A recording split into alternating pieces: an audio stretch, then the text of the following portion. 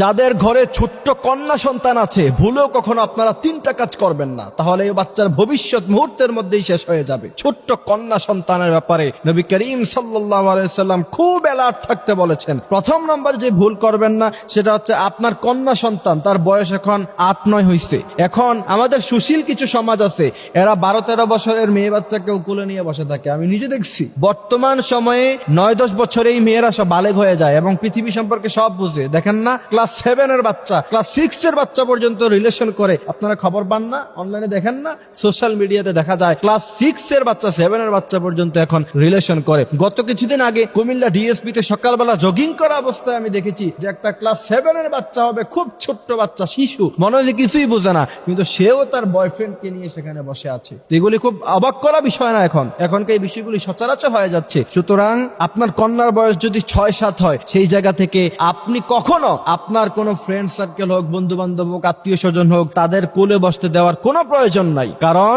পৃথিবীতে এরকম অনেক অমানুষ আছে যারা পশুদের সাথে পর্যন্ত খারাপ কাজ করে। তো সেই জায়গা থেকে 6-7 বছরের একটা বাচ্চা তো তার কাছে আরো বেশি ভালো লাগার জায়গা হবে। সুতরাং সেই জায়গা থেকে অবশ্যই আপনার ছোট বাচ্চা কন্যা সন্তানকে গাইডলাইনে রাখবেন যে 6-7 বছর পরে, 7-8 বছর পরে তাকে যেন কেউ আর শরীরে ধরে আদর না করে, তাকে যেন আর কেউ কোলে না বসায়। রাসূল করিম সাল্লাল্লাহু আলাইহি ওয়াসাল্লাম এবারে নিষেধ করেছেন। তারপর দ্বিতীয় নাম্বার হচ্ছে কখনো আপনার ছোট বাচ্চাকে কারো বাড়িতে একা যেতে দিবেন না। অনেক নিউজের মধ্যে পাওয়া যায় চাচার বাসায় গিয়েছে, চাচাতো ভাইয়ের বাসায় গিয়েছে, একা একা গিয়েছে, ফুফাতো ভাইয়ের বাসায় গিয়েছে, সেখানে বা শিশু বাচ্চাকে ধর্ষণ করা হয়েছে। সুতরাং অবশ্যই আপনার কন্যা সন্তান, তাকে অনেক সেফ করে আপনাকে বড় করতে হবে। এটা তো মণিমুক্তা, তাকে তো আপনি অনেক সেফ করে, অনেক গাইডলাইন দিয়ে, তাকে অনেক দেখে শুনে আপনি একটা মেয়ে সন্তানকে বড় করতে হয়। কারণ কিছু কিছু পুরুষ আছে, তাদের মস্তিষ্ক এতই খারাপ যারা বাচ্চাদেরকে পর্যন্ত ছাড়ে না। সুতরাং সেই জায়গা থেকে কখনো কারো বাড়িতে আপনি একা যেতে দিবেন না। আপনি নিজে নিয়ে যাবেন এবং নিজে সেখান থেকে নিয়ে আসবেন। এবং বিশেষ করে মা গার্ডিয়ান যারা আছে, অবশ্যই কন্যা সন্তানকে নিজের চোখে চোখে সব সময় রাখতে হবে। তৃতীয় নাম্বার হচ্ছে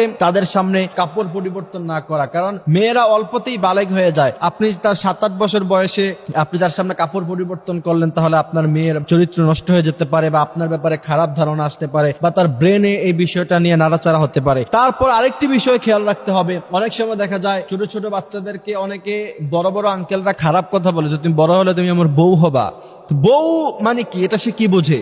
তারপর বলে যে তুমি আমার সাথে প্রেম করবা। এই দুষ্টামি করে এই সমস্ত কথাগুলি যদি আপনার কন্যা সন্তানকে কেউ বলে, তাহলে সেই জায়গায় আপনি তাকে স্তব্ধ করে দিবেন, সেই জায়গায় আপনি তাকে নিষেধ করবেন যে এই সমস্ত কথা, আজে বাজে কথা যেন আপনার কন্যা সন্তানকে না বলে।